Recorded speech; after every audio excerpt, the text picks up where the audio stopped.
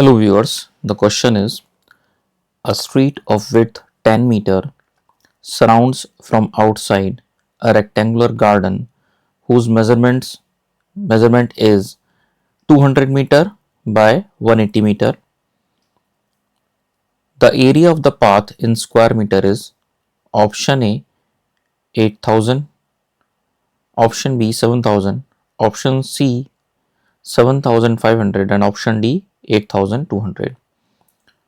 तो यहाँ पे कहा गया है कि एक रेक्टेंगुलर गार्डन के सराउंडिंग में एक स्ट्रीट है जिसकी विड्थ 10 मीटर गिवन है।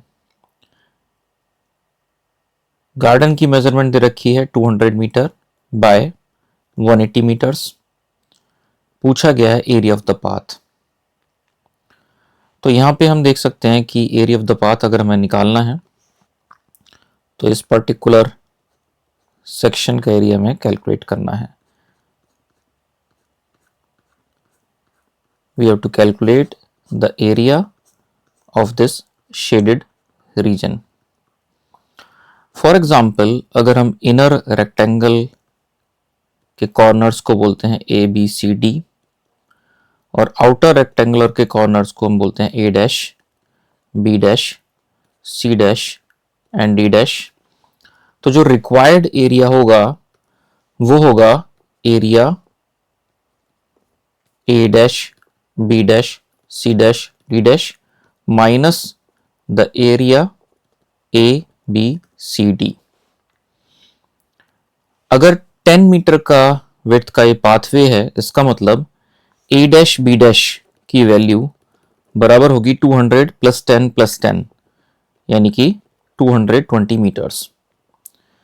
इसी तरह से A dash D dash जो विड्थ होगी वो बराबर होगी 180 प्लस 10 प्लस 10 यानी कि 200 मीटर। तो area of A dash B dash C dash D dash यानी आउटर जो रेक्टेंगल है वो बराबर होगा 220 मल्टीप्लाइड बाय 200 और area of the inner rectangle होगा side length A B multiplied by A D यानी कि 200 मल्टीप्लाइड बाय 180। तो यहाँ पे 200 कॉमन आ जाता है, ब्रैकेट में आएगा 220 minus 180 which is 200 multiplied by 40। तो ये वैल्यू आती है 8000 मीटर स्क्वायर।